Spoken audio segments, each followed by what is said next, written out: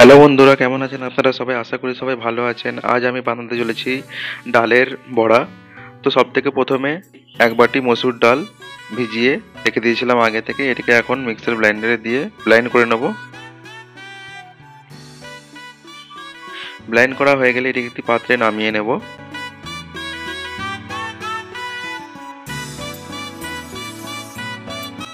এর উপর এখন আমি দিয়ে দিচ্ছি দুটি সেদ্ধ ডিম ঝুরি ঝুরি করে কুচিয়ে।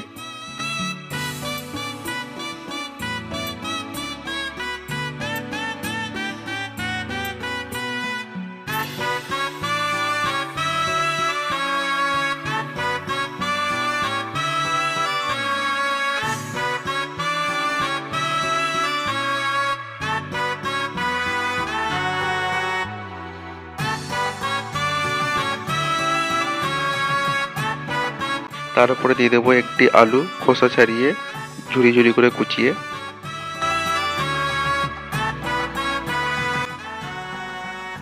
এক চা চামচ আদা বাটা, এক চা চামচ রসুন বাটা, একটি পেঁয়াজ কুচি, ধনেপাতা কুচি,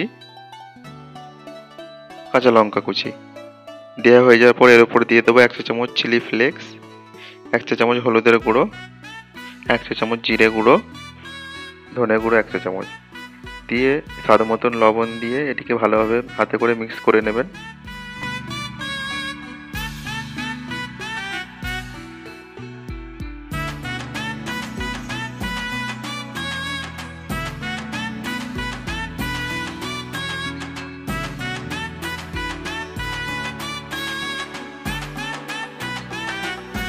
এটি ভালোভাবে মিক্স করা হয়ে গেলে হাতে করে আপনি নিজের মতনভাবে শেপ দিয়ে দেন। আমি এই গোল চপের মতন শেপটাকে দিয়েছি, আপনারা চাইলে যেরকম পারবেন শেপ দিতে পারবেন।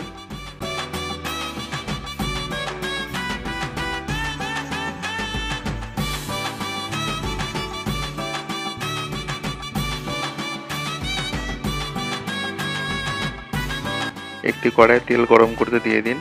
তেলটি গরম হয়ে এলে গ্যাসের আঁচটিকে মিডিয়াম ফ্লেমে রেখে এই চপগুলি ভালোভাবে উল্টে পাল্টে ভেজে নিন। ভালোভাবে ভাজা হয়ে গেলে 5 থেকে 6 মিনিট উল্টে পাল্টে তারপর এটাকে নামিয়ে নেবেন।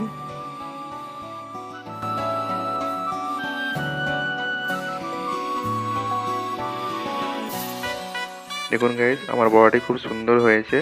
এটিকে এবার টমেটো সসের সঙ্গে সার্ভ করুন। এটি আমাদের বাড়ির সবাইকে ভালো লেগেছে। এরকম ভিডিও আরও দেখার জন্য চ্যানেলটিকে সাবস্ক্রাইব করুন এবং ভিডিওটি ভালো লাগে ভিডিওতে লাইক করবেন এবং কমেন্ট করে বলুন আপনারা কী টাইপের ভিডিও দেখতে চান।